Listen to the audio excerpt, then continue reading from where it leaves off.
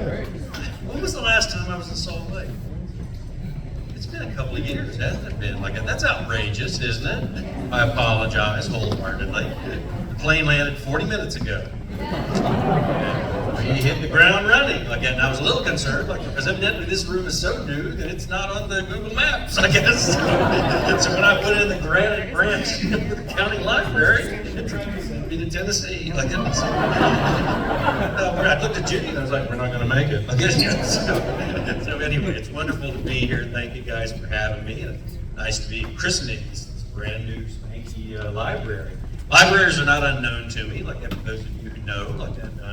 I actually, the first library that I ever had an opportunity to do a talk in was in Meeteetse, Wyoming. Again, those of you who are close enough where I can actually say Meeteetse, and some of you actually might know where that is. And that's a big town in Wyoming because it's got 327 people in it. So they wrote me and they said, hey, is there any way you'd come and do a library event? Nobody ever asked me to do anything in a library other than shh. So I thought, absolutely, I'll do that in a heartbeat. So I wrote back and I said, happy to. I think I'm over to do an event for you.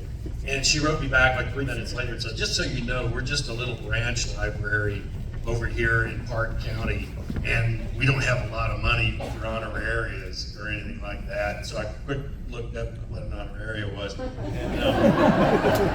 called, and wrote her back, and I said, well, once you reach a certain level of literary notoriety, it's very difficult to negotiate your own honoraria. Mine's saying it's always been a 6-pack of reindeer beer cans preferred. She wrote me back this time 30 seconds later and said, done. The problem with that was, of course, it made it into all the newspapers in Wyoming. And so I have subsequently done all 63 of the libraries in Wyoming. Right? Before you applaud my selflessness, you should probably know I haven't bought beer in about 17 years. Been mutually beneficial for both parties. But the culmination of that, of course, was that I had a little novella called Spirit of Steamboat that got made the first state read for the state of Wyoming, which I'm really proud of. And it was funny because I went down to Cheyenne, at the state library, and the state librarian came out, and she brought the 12-pack rampant feather bedding in Cheyenne. So she brings this 12-pack out. Let me tell you how much librarians like bringing beer into their libraries. She'd wrapped it up in brown paper and packing tape and twine and everything. So it looked like heroin is what it looked like. And so, I looked at it and I said, she said, this was really kind of hard to get. And I said, well, yeah, I know. I mean, it's kind of working class, blue-collar beer like that. And I said, when I was trying to figure out a drink for Walt, I thought, Coors doesn't need my help, Budweiser doesn't need my help. It was 20 years ago, and it looked like Reindeer was going to go out of business. And so I thought, well, maybe I can help them out. And so, she said, well, no, you don't understand. The distributors had a hard time getting it. I said, well, yeah, I know, because if the bars don't carry it, then the distributors don't carry it. She goes, no, you still don't understand. They're out of beer. This was 2 weeks after the television show Longmire had started. And everybody saw Walt drinking Rainier beer, and they went out and bought it. I don't know if they drank it, but they bought it, And so I thought, this sounds a little funny. I think I'll check it out. And so I called up the national headquarters for Rainier Beer, and I called them up on the phone, and I said, hey, are you guys, the guy goes, we are out of beer. We have been brewing this stuff since Prohibition broke, and we've had a spike in sales unlike anything we've ever seen before. We have no idea what's going on. And I said, well, we have what we call in my business a glue. Right? We call that a glue. And I told him I was talking about Walt Longmire, the sheriff of Absaroka County, and the books and the TV show and all this kind of stuff like that. We're having marvelous conversations going on for about 5 or 10 minutes. We finish up, and he goes, well, now don't worry, because we're in full production. So it'll be back out on the shelves here in about 4 days. Which kind of gives you an indication as to how long it takes to make Rainier beer, right? So if you're thinking that it's aging in fine oak casks, up in ice caves in the Olympic Peninsula, you need to rethink that. But yeah, that was, that was I'm trying to remember how many years ago that was. I mean, that was about 10 years ago, I guess, whenever the TV show started.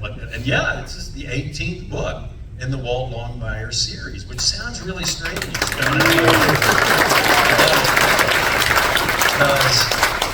when I first started writing the book, the first book, The Cold Dish, I wrote it as a standalone book. It was just this It was just a Western novel. That's all it was. But it's supposed to be a series or anything like that. And then Catherine Court, the president of Penguin at that point in time, they'd picked up the book, and she sat me down and she said, we really like these characters, we really like this locale, we just, we think the voice in these books is really wonderful. Is there any way you think about, we really think you should consider maybe doing a series with these books. And that's when I, with the knowledge of not even having had one book published, started arguing with the president of Penguin USA. And going, I don't think that'll work. I don't think that's a good idea. But I got some other ideas I want to bounce off of you. And she goes, why don't you go back to your ranch and sit down and think about this?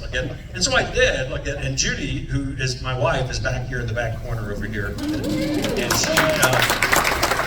And she said, do you remember what it was like when you finished the first draft of that book, when you finished it up? Well, not the first draft, the final draft, and handed it in to Viking Penguin. Do you remember what that was like? And I was like, no. And she said, you were in mourning. You were depressed. You were walking around the ranch all depressed and everything. And I said, well, yeah, it was kind of like a mass death. It was like, I'd known all these characters for a couple of years writing this book, and then all of a sudden, boom, they're gone. Gone forever. We're never going to see them again. And she said, well, you idiot, nobody else is going to write any more of them. Maybe you should think about doing that. So I did. And I thought, okay, well, maybe they're on to something here. And that was 18 years ago. And this is the 18th book in the series, Hell and Back. And I got to admit, this is a different kind of book than all of the books before. I always have to think like that, because there's usually an image that comes to mind, whenever I come up with the idea for a book. And with this one, it happened to be, and you guys are not so far enough away that I can just tell you these things. I don't have to do too much of an explanation. When you head up out of Wyoming, cut across the Crow Reservation, going down to Fort Smith, where the Bighorn River is, you do a lot of fly fishing. So I'd take off and go up there. I had a lot of friends up on the Crow and Northern Cheyenne Reservation. They could go on private waters, to be able to fish. And so I, would go up and cut across there. And this was in the late 70s. Early 80s, and I remember the first time I saw it, when you make that cut across the Pryor, and drop south and go to Fort Smith, there was a spot there in that cutoff. It was called Rotten Grass Creek. Now, talk about the beauty and, romance of the American West, right? And so I couldn't make that up. And so anyway, at the cutoff where Rotten Grass Creek was, there was an old rectory, and it was the old rectory for the boarding school for St. Xavier Indian boarding school. And when the first time I saw it, this is not the bigger building, this is the old rectory building, which was made out of stone, this big stone building. It looked like somebody had gone over in the Scottish moors and picked this building up and brought it over and dropped it right in the middle of the Crow Reservation. It was absolutely Gothic. And that was not assisted by the fact that all of the windows were all blown out of it. All the doors were hanging off the hinges. The weeds had all grown up and the vines had all grown up over the top of it and everything. And so it literally looked like an old haunted, mansion is what it looked like. And for me, the element that really kind of brought it home as far as that imagery was concerned was, you guys remember in '86 there was a really early storm that blew through it was in early November. And it was one of those really bad storms that blew through in southern Montana, northern Wyoming. And there were 3 or 4 people that were actually in the immediate vicinity of that school.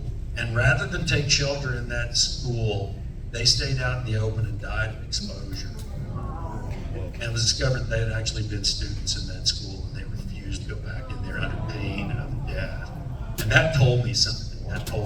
About it. And you guys know about all the stuff that's been happening, of course, with the provincial boarding schools up in Canada. They've been finding all of these mass graves where all these children have been buried. And Deb Howland has also started an investigation about the boarding schools here in the U.S. 503 of them that ran from 1819 all the way to 1969. They were still in operation. And it's just a horrifying situation like that. But to talk about this book, I kind of have to drop back and punt a little bit. I have to go back into the previous book, which was Daughter of the Morning Star. And I don't want to give away too much of Daughter of the Morning Star like that, but I have to give you a little bit of Daughter of the Morning Star. What happened with that one was my good buddy Marcus Redfender, who you don't know but you do know because he's the model for Henry in the books. And we were up in Hardin getting ready to do a library event. And we're standing out in the entryway.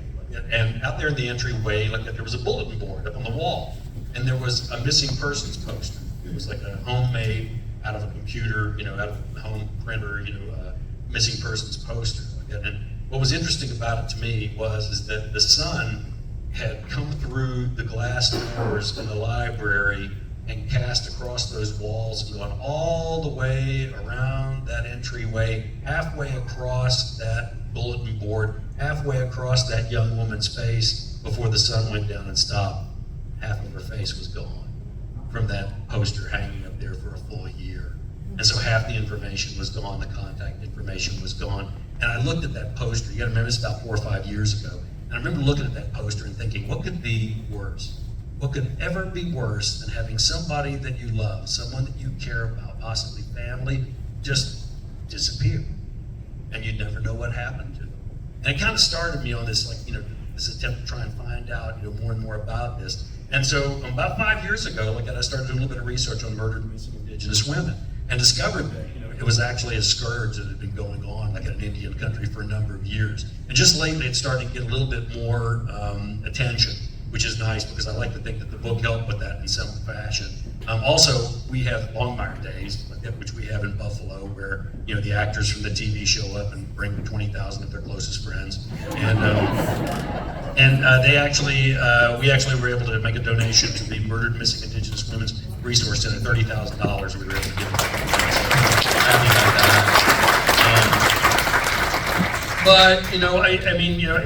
I remember sending the statistics, at the Viking Penguin back in New York, a number of years ago, and telling them about this. And they said, you need to check your statistics. There's no way that there could be that many murdered and missing Indigenous women. And I was like, oh yeah, there is. This is all from the Department of Justice. And so, I decided that at that point I was going to write a book about that. And of course, the problem is that, you can have a social issue, you can have a cause like that, but if you don't have a story, what you've got is a 400-page lecture. And so I thought, well, I need a story to do this, is what I need to do. And I was having trouble finding, just a good plot, to attach, this social issue to. Because I tend to call what I write socially responsible crime fiction, in the sense that I'm not just looking to stack bodies up to get you to keep turning pages, I'm not an airport book. I like to, actually have a reason for why it is I'm writing these books. And so with this one, I actually got a call from a buddy of mine, Tiger Scalpcane, who is the athletic director at Lame Deer. And he calls me up, one Friday afternoon and says, hey, my daughter is the starting center for the Lame Deer Morning Stars. You got to get your butt up here and see her. She's really good. And so Judy and I pile in the truck. We drive up. We get up there and we go in. And the game that we witnessed was Lame Deer versus Lodge grads. See, now I really enjoyed saying that because some of you know what that means here. Well, now, for those of you who think the tribal wars are over, they're not, all right? The Indian wars are still being fought out there on the basketball court. So this was Crow versus Northern Cheyenne, right? I have never seen that many hip checks, elbows, bloody noses, dislocated fingers, and this was the girls' basketball team, for goodness sake. But the thing was, is they were just ferocious the way they played this game. It was like, if you've ever seen res ball, it's like just running full blown. I mean, it's constantly going at 90 miles an hour, and they are playing for tribal pride. So I mean, it's fierce is what it is. And just the light coming out of these young women's faces as they were playing this game was just absolutely ferocious and just, just stunning to watch. And so we finished up and I walked out of there and I looked at Judy and I was like, okay, that's what this story is about. And so, Daughter of the Morning Star is about this young basketball player by the name of Jaya Long. And she's a phenom. She's an absolute phenomenon. And she's destined for greater things, if she can learn how to be a team player, if she can learn how to make the sacrifices of making her fellow players look good, if she can take coaching, all of these things. And of course, Walt's kind of good at that because he played in a Rose Bowl at USC, and so he's got some knowledge about this. It's just a question of whether she's willing to take those lessons or not. And Walt gets a phone call from Lolo Long, tribal police chief, who says, hey, Jaya is getting these death threats. And I'm just wondering, is there any way that I can get you to come up and maybe, form as a bodyguard like that, and I've put Walt in a lot of really dangerous situations, over the 18 years, but putting him in a bus load of teenage girls is definitely the most dangerous thing I've ever done in my entire life. I have daughters, and I've got a granddaughter, so I know what that's like. But anyway, of course, he solicits the help of Henry to come up and do this bodyguard duty. And so, and this has to be taken seriously, these death threats, simply because Jaya lost her sister Jeannie a year previously. She disappeared. Nobody knows what happened to her, where she could have gone, or anything. And that's just about all I'm going to tell you about Daughter of the Morning Star, other than to say that there's an element to it. There's a beginning, a middle, and an end, and we find out what happens. But there's an element that goes along with that particular book, an element that makes it just maybe a little bit more dangerous for Walt.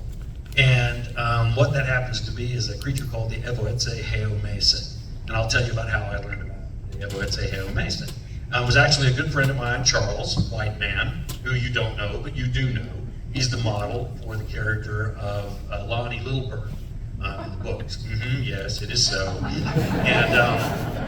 And he's actually kind of famous like that because he actually fell asleep during one of the tribal meetings and woke up and was elected chief. Which, from what I understand, happens periodically. If you fall asleep during a meeting, you might wake up and have a job. And so, anyway, he was a great guy and had an incredible sense of humor like that. And so, I was sitting on his front porch there in Lame Deer like that, and he was looking at and his grandkids were out playing in the tree line over in the far side of where the pasture was, and in this canyon entry and it's getting dark. So he yells out at them.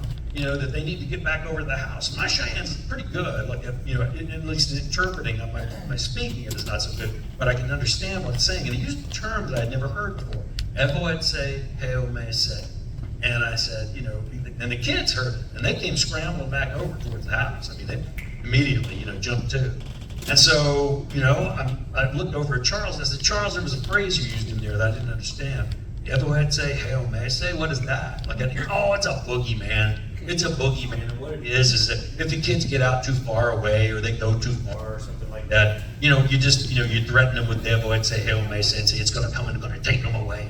He said that way you can get them back where the people are. I said, oh, okay, all right. So we visited for a while longer. Then I took my leave. Went home and note that phrase stayed in my head. Evoetse Heomese. And so I dig out my Grinnell Bird, Cheyenne dictionary which half the words are wrong in it. And so, I opened it up and I started looking down the words Evoetse, wandering, Heomese, without. The literal translation was the wandering without. I thought that was kind of spooky, sounding. And so, I tried to look it up, I couldn't seem to find anything that told, about it or anything, which is not surprising, because so much of, a lot of the tribal languages is more of an oral tradition rather than a written tradition. And so the next time I saw Charles, 2 months later or so, up watching a basketball game, and I came up, and I asked him, I said, hey, I've been thinking about that phrase that you used, that Evoetse Heomese, and I was wondering, have you ever, thought about where that came from, or what it actually means, or anything? And he said, you know what? He said, I have. I've been giving that some thought since the last time we talked, because I knew the next time I saw you, you were going to ask me about that. So I said, well, yeah, I'm curious. And he said, well, he said, I got to tell you, and he says, that's a phrase. And he says, I remember my great-grandfather using that phrase. And he said, my great-grandfather fought the Little Bighorn, for goodness sake. He said, so that's an old term that's been used, for hundreds, if not thousands of years, by the human beings. And I said, well, what do you think where do you think it came from or anything? And he said, I've got a theory on this for myself. He says, I can tell you about it. I said, absolutely, I'd love to hear it. And he goes, well, he says, you got to remember that back in the day with our people, and he says, we didn't have prisons. We didn't have police officers or anything like that. But if somebody did something, or if somebody displayed tendencies of being the type of person that could not be trusted to be around the human beings, he said, what we would do with them is we would banish them. He said, they were banished. He said, you got to remember, hundreds of years ago, thousands of years ago, a human being out by themselves, out in the wilderness, they didn't last very long. He said, it was a death sentence is what it was. And he said, so I think that somehow all of these these lost souls that were, kicked out and away, from human companionship in the wilderness, all banded together to make this thing called the Evoetse Heomese, or the Taker of Souls. And I thought, ooh, wow, that's scary. And so I thought to myself, you know what? Even though Walt, is not much of a believer He's still respectful, of the Northern Cheyenne and the Crow beliefs and all of this. But he's a creature of empirical data. He's a detective. So it's all about facts. It's nothing but the facts. But when he's confronted with something like this, he can't really let it go. There's still this one thing still out there that's still holding on to him. And he keeps hearing about this place up in Montana, Fort Pratt, Montana. Fort Pratt, Montana. And there's this boarding school supposedly up in Fort Pratt, Montana, which is named for Richard Henry Pratt, who was the one that started the boarding school model of the Carlisle School in Pennsylvania. And he's the one that's famous for kill the Indian, save the man. He's also the one that coined the phrase racist. That phrase didn't work, didn't exist until he came up with it. And so I think his idea was sound. I think he was trying to do the right thing by giving the natives the exact same opportunities educationally as everybody else. But the problem was when you go taking children from their families and yanking them up, taking them halfway across the country and dropping them in strange places and not allowing them to use their language or discuss their culture or have any contact with their families, you shave their hair off and put them in uniforms, it's bound to be a little bit tragic. And what we're discovering is that it was very, very tragic. So anyway, Walt starts asking everybody about this town, Fort Pratt, Montana, that he keeps hearing about. He's like, have you heard of this town, Fort Pratt? And everybody's answering and going, yeah, I've heard of it. Like, yeah, I know. Do you know where it is? Yeah, I do. Like, well, where is it? It's up near, over by the, nobody knows where it is. Everybody knows of it. They've all heard of it, but nobody knows exactly where it is. And so this kind of sends Walt on this adventure up into Montana to go see if he can find Fort Pratt. And of course, one of the most bone-chilling moments, like in Daughter of the Morning Star, is towards the end when he's talking to Iron Bull there at the side of the river, and he turns to Walt and he says, "Don't do it. Don't go looking for this thing, because it's been waiting for you for an awfully long time. Like, I can't guarantee what it is that might happen to you if you do find it." And so that's hell and back, like which we have here now. And if it's okay with you guys, what I'd like to do is give you a reading. Would that be okay?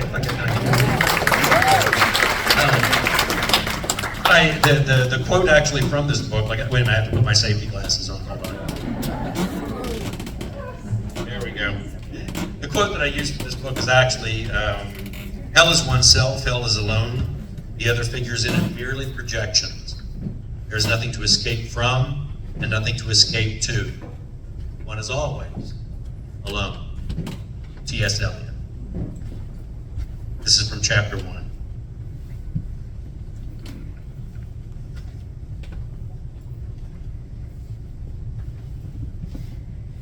There was the sound of bells, and then silence. The kind of quiet that only comes with snow, capturing the sound waves of life and smothering them before they can cry out. I couldn't open my eyes, like something was weighing them down, so I brought my hand up to my face and brushed the snow away. My eyes worked now, so I tried to sit up, feeling something strike my chest. Something small and metallic. Two somethings. Snow, a lot of it, falling in static sheets. Fat flakes covering everything, silencing everything as they cascaded from the yellowish black sky. I was lying in the middle of the road. I started to stand, but discovered that part of my sheepskin coat was frozen to the ground. Leaning over to one side, I noticed that there were 2 silver dollars into my lap, so I pulled my glove off with my teeth. I picked one of the coins that were old ones, but looked remarkably unsullied. I glanced around again, but couldn't see anybody else on the street, so I figured finders keepers. Scooping up the other one, I deposited them both into my pocket, and then pulled the glove back on, tugging the tiny red beaded ends on the straps to stop it. I reached behind me and pulled my coat loose from the ice. I had at least been lying out there long enough for it to freeze to the ground. Raising myself to a kneeling position, I felt something around my neck and pulled the material up to find a red scarf. It didn't particularly look like a man's scarf, silky with fringed end, but with current weather conditions, I figured I didn't have a lot of options. Momentarily distracted, I saw a lump of snow beside me and reached over to find it was a pinch front cowboy hat. I slapped it against my knee to knock it clean, figuring it was also mine. I lifted it, tugged it on over my head. It felt a little tight, but that was probably being as frozen as it was. I stood the rest of the way and shook off the accumulated snow from my coat like a dog. I was at the top of a hill, which looked down a winding 2-lane road that dropped off into a small town about a mile away. Turning, I could see the top of the hill was covered with tiny crosses encircled by a wrought iron fence where, a little further off, the corner of a stone building still stood, shedding the rubble into the snow, a large lump of which was centered on some sort of platform. Above the gate, I saw an arch with the words, Fort Pratt Industrial Indian Boarding School. There was some movement at the apogee of the arch, and I watched as a great horned owl slowly swiveled his head from back to front to look at me, golden eyes shining like twin harvest moons. Howdy. He continued to observe me with all the patience in the world. Well, at least you didn't say who. Sighing, I turned back towards the town, thinking I might get a little more conversation in that direction. Starting off down the 2-lane, I lumbered through the snow for a while, eventually passing a few of the buildings in the outskirts, a house or two, a library, and what looked to be an old Catholic church. There were buildings on either side of the road, the type of single-story storefront seen in many small towns scattered across the Rocky Mountain West. Plastic wreaths hung from the dozen or so lampposts with red electric candles in each that flickered yellow and then one at a time slowly dimmed as I passed. I couldn't really tell if it was night or day, with the skies colored the strange yellowish cast, and with the inclement weather, the surrounding distance was darkened into an ocean of obscurity. There were a few lit buildings, a 2-story grand vintage structure to my left, the Baker Hotel, and a movie theater down on the corner with a yellow and green neon marquee that read, Support Your Local Sheriff. I had a mild headache and could smell something burning as if there were a forest fire not too far away. I felt strangely detached for a guy who'd been left lying out in the street. With a deep sigh, I took a few more steps, trudging towards the side of the road, amazed that I hadn't been scraped up by a snowplow. My back hurt, my limbs and head felt heavy. I must have been lying out there for quite some time. There were no cars or trucks parked on the street as far as I could see. I stepped onto the curb and sidewalk. There was a cafe at the other end of the block, and I decided to walk in that direction, even though it appeared to be leaning west and out of town. Booths lined the glass front of the place, and condensation on the inside of the windows promised warmth. A woman with strawberry blonde hair was wiping the counter, but no patrons. I was worried that the tiny restaurant might be closed. I was relieved when I pushed on the wooden bar and the glass door swung open, a bell jingling above my head. Appearing to be in her 30s, the blonde was stunningly beautiful. Dressed in a waitress uniform, she looked up at me, and there was something about her that stuck the words in my throat. I swallowed. I'm sorry, but are you closed? She looked up to a clock on the wall that advertised Red Lodge Soda Company. It was 8:17 p.m. Not for another 43 minutes, but I was thinking of closing with the blizzard and all. She looked back at me. But can I help you? I slipped off my hat and stared through the fogged windows back into the street. Is it a blizzard? She laughed, a silvery, melodic sound that made me turn back to her and smile. Storm of the century, what, you don't read the papers? Not recently. I walked over and sat on the stool in front of her and placed my hat on the one next to me. You know what? I think I could use a cup of coffee. You got it. She smiled, her hazel eyes sparkling. The co-op says they aren't going to get the power back on for 31 hours. I watched as she plucked a buffalo china mug from under the counter, walked to the coffee maker, and pulled the pot out by its plastic handle. I glanced around the well-lit space. So, how is it that you still have electricity? Municipal generator system on the hill outside of town near the old boarding school. I guess back in the day the power went out all the time.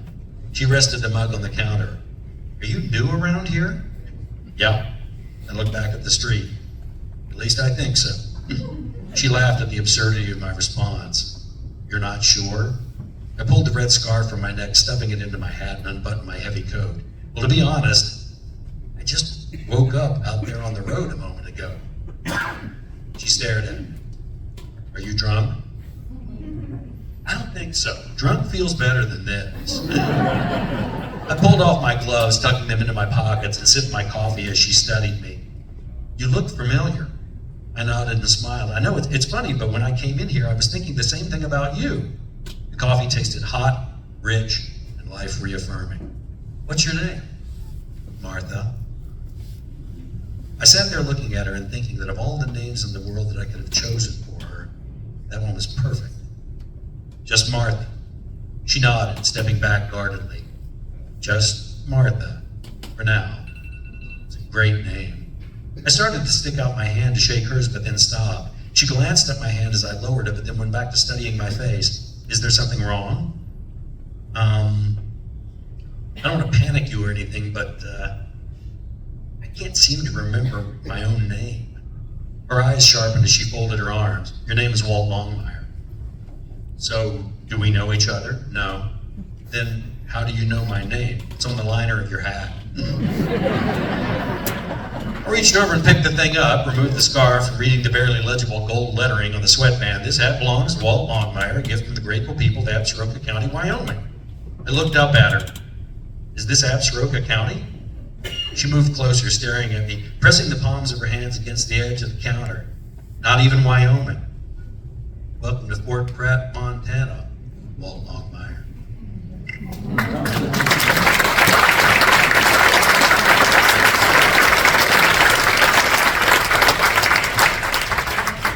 Well, there's a couple of things right off that we probably need to acknowledge. One's the fact that, here's Walt waking up in the middle of the street with $2 silver covering his eyes.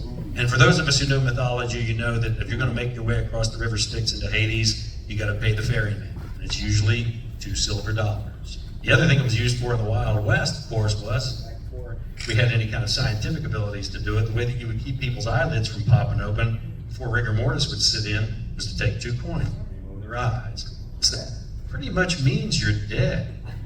And who's the first thing that Walt meets there in Fort Pratt, Montana? The owl. Well, as we know from Cheyenne mythology, that these are the messengers that go back and forth between the camp of the living and the camp of the dead. Walt's also wearing a sheepskin coat that we haven't seen him in since the cold dish 17 books ago. Then it got cut off of him. It doesn't exist anymore. And then who's the first person that he meets? Woman that seems remarkably like his wife, who's been dead for quite some time. And that's all I'm going to tell you about it coming back. It has been described as a greatest hits album because we see an awful lot of characters pop up that we thought we were never going to see again. Certainly Walt didn't think he was ever going to see them again. And then the other thing it's been referred to as a little bit of a love letter to all of my readers. Because I tend to go out on the thin ice. I tend to take you guys out there maybe where a lot of crime fiction doesn't go. I'm a big one for trying to avoid formula at all costs. And the great thing about that is I'm with this literary press, Mikey Penguin, and all of my, you know what my contracts say for the Walt Longmire books? They say it must be a mystery and have Walt Longmire in it. That's all it says. So that gives me a lot of room to get into a lot of trouble, when you get right down to it. But the other ones that I have to thank for allowing me that kind of freedom like that and to going out onto that thin ice is you guys. Because you've saddled up and headed out with me every single time, and I sure do appreciate it. Thank you guys so much. This book just landed at number 8 on the New York Times bestseller list. Evidently, we're not dead after all. At this point in time, what I normally do is open it up and let you guys ask some questions. You can ask me questions about anything you'd like to ask about. I'm open to anything. I'm going to take a little drink of water as I'm getting ready here. Hold on. Do I need this microphone? Yes. Do I? Yes? Okay, you think I do? Okay. See, you answered yes, so you heard me. You're just trying to fool me, aren't you? So, anyway, yes, sir. Some while ago, you were giving a similar lecture to a library up east of here, a couple of years ago. And in that lecture, you talked about when you reviewed all these videos from people who were applying for the job, being Walt Longmire. And you one particular guy stood out because of one thing he did. Mm-hmm. And the scenario was he was supposed to go give this death notification to this widow. Their husband had been killed in a car wreck. Right. And he took off his hat. Yes, he did. I want you to explain that a little bit. I think you just did. I'm a little lost now here. I think you just told the story you want me to tell. So I don't think I can add to it too much. Would you mind repeating the question? Sure, I can do that. Well, evidently everybody else didn't hear it like that, and so I will go ahead and repeat the. He was asking me. There was a story that I told previously, and it's actually about the casting Robert Taylor, like as Walt Longmire, like that. And actually, what happened? I'll give you the Reader's Digest version of it, like that. But anyway, you're looking at an executive creative consultant, is what you're looking at. Of course, what that means is I know where the porta potties are on set. Like that. So anyway, like that. What had happened was I thought I'd dodged a bullet like that, but because they'd asked me, they said, "Well, do you ever think about actors when you think about Walt Longmire?" And I said, "Well, no. I've got friends and family and people I know who work in law enforcement. They're all people that I use as characters in the books." Like they said, "Well, if you were to think about, actors to play Walt Longmire, who do you think of?" Like, and I said, Joel McRae, Ben Johnson, Gary Cooper. Gary Cooper would have been a good Walt Longmire. And they said that was no help at all because all those guys have been dead for 60 years. Like, so I said, "I'm not going to be any help to you guys because I just don't watch that much TV and I don't watch that many movies. I'd much rather read." Like, so I said, "I'm not going to be much help to you." Like, well, I thought I dodged a bullet, and then of course what happened was we're sitting there at the ranch, and in Ucross, Wyoming, population 26, we went up one after 40 years. Kind of proud of that. Anyway, the crown jewel of the UCLA area, Ucross, Claremont, Leiter, and Arvada. And anyway, we're sitting there one night, like, and this FedEx package arrives from Warner Brothers, and I rip open the box, and all these DVDs spill out on the kitchen table. And it was all of the auditions for the actors they were looking at to play Walt Longmire. And I look at Judy and I was like, "Well, I guess we have some homework to do." And so I started putting all of these like DVDs in, and we're watching all these guys attempt to be Walt Longmire. And they had two different ways they could go with this. They could go with either a big name that would draw an audience to the show, or they could go with somebody who was relatively unknown. And I was kind of hoping for the relative unknown, to be honest. Like that. And so in the audition, like that, Walt's, it's in the pilot episode when he goes down to Wheatland, or Chuckwater. Chuck Wheat goes into Wheatland, and does a notification of death. And in law enforcement, it's the worst job in the world. Because basically what you're doing is going to a stranger's home and telling them they're never going to see their loved one again. And so all these actors, they were all doing this scene, and they're all doing a good job, but they're just not exactly what I'm thinking of. And then I get to the last DVD, and it says Robert Taylor, and I was like, well, they took my advice after all, didn't they? Thank God some of you laughed. The other 30 crowd does not get the Robert Taylor joke at all. So anyway, I put the DVD in, we're watching, and this guy comes on. He's like 6'3", he's about 230 some pounds. By Hollywood standards, that's huge. He's got the lines in his face. He's got that gravelly voice. He's got good sheriff DNA. I'm thinking that's the way I described it. And so I'm thinking this guy's not too bad. And so in this scene, he's going to this woman's house, notifying her that her husband has died. He's not coming home. And so Walt doesn't know this woman. He's never met her before. He's never been in her home. And Robert Taylor was the only actor that did this. Off his hat, and I was like, "That's our guy." His mom did a pretty good job, with the common decency, and so we don't have to start from scratch. It was about then that my wife sitting behind me went, "Oh my!" I turned around and looked at her, and she's like, "He's handsome." And she made it worse by saying, "He's kind of like a television version of you, taller, better looking, with a better voice."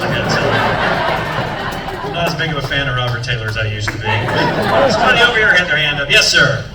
So, when you're writing Longmire, do you physically go out and travel to the areas you're writing about? I do. Have you ever been to Crazy Horse, and did you mean to steal the name Henry Standing Bear from the Lakota? It's not actually from the Lakota. It's from a couple of different peace chiefs. There was a Ponca, a Ponca chief, who actually argued in the Supreme Court that Indians were human beings and should be allowed to be citizens, the same as everybody else. A right that was not given until the 1920s, actually. But yeah, I do. I try and go everywhere that the books take place. And when I did,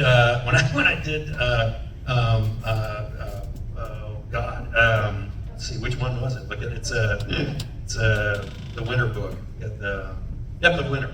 When I did Depth of Winter, it takes place down across the border from El Paso in Mexico, and that was a kind of a hoot, because I had to get a reverse coyote to take me into the area that I wanted to go into, and so I had to meet him on the international bridge and everything and I didn't have any ID on me or anything like that. Once I went across, we put it all in a locker and stuff. Like, and we went out driving around, going all these different places. Like, and there was this one spot where we went into. It was like, because he looked at me and he goes, "That's kind of a dangerous area." And I said, "Well, I need to see it, because that's where part of the book takes place."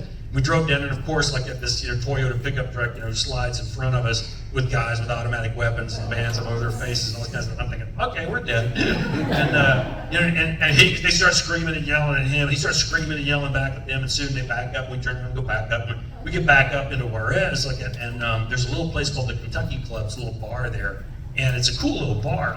And so we pull up and stop, and I said, "Well, come on. Let me buy you a beer. My gosh, we just, diced with death, and we made it. And so, let me buy you a beer. And so we go into the bar, sitting down, I buy him a beer. And he keeps looking at me kind of sideways. He keeps looking at me, And finally, I said, "What?" And he goes, "Are you a police officer?" And I said, "No, I'm not." And he goes, "Are you in the drug business?" And I was like, "No, I'm not. No." And he goes, "What do you do?" And I said, "I'm a writer." And he goes, "What do you write?" And I said, I write books, and I'm an author. And he goes, "We don't get many of those down here." I was like, "Yeah, I bet probably not." And so, he goes, "Well, what do you write?" And I said, "Well, I've got a series of books that I write that's about a Wyoming sheriff." And he goes, "Longmire?"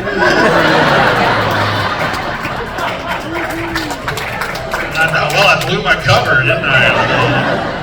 And I said, "Yeah, I write the books, that the TV show is made for him." And he goes, "Well, don't tell anybody that, while you're here." And I said, "Why, they don't like Longmire?" And he goes, "No." He said, "Drugs are the #1 industry here in Juarez." He says, "#2 is kidnapping. If they find out you're the Longmire guy, you're gone." And I thought, you know what, Judy probably wouldn't pay to get me back either. It's about running after Robert Taylor, Anybody else? By the way, if you haven't been to one of my events, this is the way it works. You ask me a question, it takes me 10 minutes to answer. So we have time for one more question. I'm just kidding. Yes, ma'am. Well, now I have to choose between the two I was thinking of. Okay. Well, or you can ask them in conjunction. You just have to ask them again because my short-term memory won't retain two whole questions. So. I think your women are awesome. I Thank love you. Vic. I think Lola is just a badass in training. How did you think of them?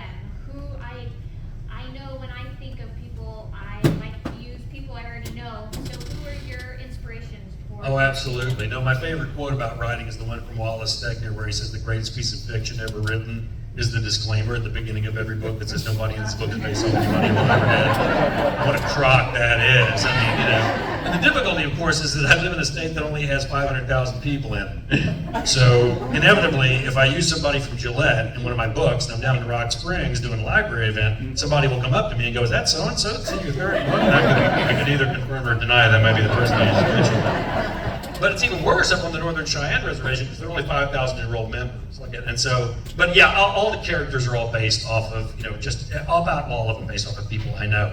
And interestingly enough, the character of Vic happens to be sitting in the room back here. And my wife Judy had spent the majority of her adult life in Philadelphia, and that's where I met her when I was doing graduate work. And I literally threw her up over my shoulder and hauled her to U-Cross Wyoming. But she drug along all of her allegiances to all the Philadelphia sports teams, which are sometimes not very good. And so, when I'm upstairs writing, sometimes she'll be downstairs screaming at the television, even though I've told her numerous times they can't hear you, okay? But she'll be down there screaming at them and she'll use sometimes some very colorful language, and I'll hear that and I'll be like, "Oh, that's a good one. I gotta write that one down." I've never heard those 3 words used together. It's a really good one. But yeah, that's where a lot of it is just people that I know. Yeah, to me, Vic is really essential, to the books because writing a novel in many ways is kind of like conducting a choral group. Each one of those voices is there for a reason. And when I'm teaching classes, I often tell students, look, don't worry about the physicality of your character. You're only going to describe them one time, and that's it. You don't get to re-describe them every time they come back in the novel, right? But they're going to talk. They're going to speak all the way through that novel, all right? So if you're going to spend your time differentiating them and making them different from everybody else, make it their voice. Their voice needs to be different. And Vic has that urban, sarcastic, profane, kind of voice. He's a really good counterpoint to Walt in many ways. And that's why it is that you pick the characters to make the story that you want to tell, which is really kind of essential as far as I'm concerned. So. Yes, ma'am. In the last episode of the TV series, I was disappointed that Walt compromised his morals. Mhm. Is that how you wrote it? No. Sometimes we did not agree on things like that. Walt was the last person that would ever go out looking for a treasure somewhere. That was so alien to me. But I think what they were trying to do was keep threads open because they knew that we still had this show that was still incredibly popular. And so what they were trying to do was leave enough threads together there so that they could continue doing more of the show. Here we are, I think it's like 6 years after the show was stopped. We did 3 seasons with A&E, and we were the highest rated scripted drama in A&E's network history, and they promptly rewarded us by canceling us. The reason being they wanted to buy the show. They wanted to buy it off of Warner Brothers, who was the producing organization. So when Warner Studios wouldn't sell it to them, they said, well, we're going to cancel it. Well, they did, and then they lost 30% of their viewing audience, which they're still trying to recoup. So then it got picked up by Netflix. Netflix picked us up. We did 3 seasons. What happened? Netflix says, we want to buy the television show. We want to buy Longmire. And Warner Brothers said, we're not going to sell it to you. And so they were a little more gracious than A&E and said, we're just going to finish up then with the 3 seasons. And I think in their heart of hearts, probably what they had in mind was that we've got this great little cowboy and Indian show, and it'll run for another year or so, and then we'll just quietly cancel it is what we'll do, stop running it. Well, here we are 6 years later, and Longmire is still one of the top 10 to 20 shows on Netflix every week. This is Netflix. And they do all these multi-million-dollar shows with all these big stars and all this kind of stuff. And here's our little Indian and cowboy show just creeping along week after week after week. And I was talking to Robert Taylor at Longmire Days, and he was like, no, I think Netflix is going to cancel the show. They're going to drop the show like that in November. Which, is possible, but I've been hearing that for 6 years. And I think that Netflix, doesn't want to let go of a show that's ranking in their top 10 to 20 every week. So, we'll see what happens. Whenever we do, and Netflix has been great, they really have. Whenever they turn us loose, then we'll see how smart Warner Brothers is, if they're smart enough to pick it back up and do some more with it. So maybe they'll solve Walt's problems and have him do something a little bit more noble than going off searching for treasure in the woods. So, yes, sir. Did you ever get to meet Tony Hillerman? Oh yeah, I did. Yeah. Because some of your books kind of follow along his line. Oh well, thank you. I mean, we both deal a lot, with Native American issues, and all that type of stuff. The major difference, of course, being that he had 2 Native protagonists, whereas I have Walt, who is most indubitably a white guy. And that's kind of fun too, because sometimes when I put him in those situations, when he's on the res, he kind of loses an awful lot of his abilities, a lot of his resources. And that type of stuff, so it's kind of interesting for me. But yeah, Tony was a great guy, really, really wonderful guy. I actually had a short story that was in Cowboys and Indians magazine called Old Indian Trick, and it won the Tony Hillerman Cowboys and Indians History Short Story Contest. I think the name of the contest was longer than the short story. But yeah, and I got to go have dinner with him, and we became pretty fast friends. He was an old cowboy from Oklahoma, and so we hit it off. So he's a great guy, really wonderful guy. Yes, sir. One more question. Okay, we're limited to one more. Who has one that they're dying to ask? Okay, yes, ma'am. I wondered, do you actually watch the TV show? And if you do, are you a little taken back by the screenwriter's kind of lack of understanding of, say, Wyoming geography? Now, why do you say that? Why do you say that? I have seen some of the TV show, and there are some episodes where they're up in kind of the Sheridan Buffalo area, and they're just running over to Idaho Falls to do an investigation, or I think I've corrected as many of those as I could. There was one episode where they were supposed to run down to Denver and be back in a couple of hours. I was like, no. Not unless the Absaroka County Learjet is suddenly available, that's not going to work out. But, it's one of those things where they offered me an opportunity to go and be one of the staff writers, and I turned it down because, first of all, I would have to go live in Los Angeles for a couple months out of the year, which I don't want to do. And then the other thing was, I thought, how horrifying for all the staff writers for the TV show to have the guy that wrote like 18 novels, about these characters who lives in the area. I mean, they would never get anything done because I would be like, yeah, no, that would never happen. No, I know. Walt would never do that. No, actually, in book 3, what I did was, who wants that? You don't want that 600-pound gorilla in the room like that. So you kind of throw that off to the side, pretend like it doesn't happen like that. But yeah, I mean, the other thing is though they did a pretty good job with television, and I think that having Hollywood do your work as an author in many ways is kind of like running a ranch. You get the best people you can, and then you do the hardest thing in the world. Leave them the hell alone. Let them do what they do. Don't micromanage them like that. And so they had all of these credentials of all these shows that they had done, and obviously the show's a success. And so for me to step in and try and tell them what to do and how to do it would probably been kind of stupid. So I just I try and help them as much as I can, and then try and stay out of the way as much as possible too. Is what I did. You guys want to hear about the next book? Yes, sir. That means there is a next book. The Spokane paper was doing an interview with me, and the guy that was doing the interview, he was like, I'm halfway through the book, and if Walt's dead, I'm not going to finish it. I was like, well, the conceit of writing crime fiction is, especially when you got a protagonist who's in law enforcement, then it might be, it's just like any other form of law enforcement. You put the gun belt on, you pin the badge on, you might not come home that night. So I said, that's something you have to take into consideration whenever you're writing crime fiction and you've got a protagonist who's in law enforcement. And he goes, yeah, so? And I said, that having been said, if I were to kill off Walt Longmire, I would have people in my front yard with torches and pitchforks, so chances are pretty slim, so you should go ahead and read the rest of the book. So he did, and he felt a lot better about it. But anyway, the next book actually takes place, and what happens is there's search and rescue up in the Bighorn Mountains, and a woman gets her car stuck in the snow by getting off the road, and so search and rescue's up there searching for her, and they're looking in this one section of the Bighorn National Forest, and Walt's looking at the quad sheets, and he's like, she's not there. She went down this way. Nobody gets lost going uphill. She went downhill in the creek bed there, and following that route out is where she is. And so he goes up, follows in that direction, and he finds her.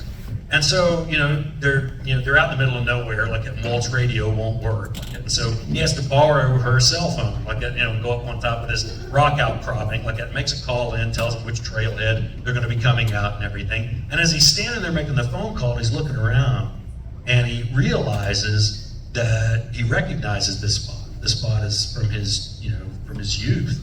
And what he recognizes is that it's actually his grandfather's elk camp. Is what it is. And so he remembers a period in time when he was young that his father was telling him a story. And he asked him, he said, have I ever told you about the first time I saw a man die?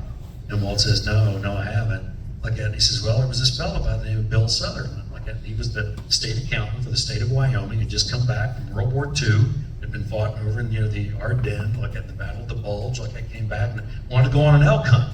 Desperately wanted to go out on an elk hunt just to clear his head. And so he called up, your grandfather, called me up and said, do you mind if I come up, and help hunt at your elk camp in your section? And they said, absolutely not, come on ahead up. He gets shot. He gets shot and killed. The difficulty being that nobody is carrying the caliber of weapon that kills Bill Sutherland. So they never know if it was an accident or if it was on purpose or anything. No one's ever charged, they never find anything. And then, Walt's looking down over the hillside there, and the dog is digging down in the rocks. And all of a sudden, he tells the dog, get away from there before a badger comes out, takes your nose off. The dog raises its head up, and it's got a leather strap hanging of its mouth. Could be a piece of horse tag, could be a rifle sling. So Walt climbs over the rocks, reaches down between the rocks, and pulls out a Weatherby 300 H&H Magnum, the caliber weapon that was used to kill Bill Sutherland. And I like to think that Walt is like one of the most ecumenical, even-handed detectives on the face of the earth. I mean, he is a firm believer in innocent until proven guilty, right?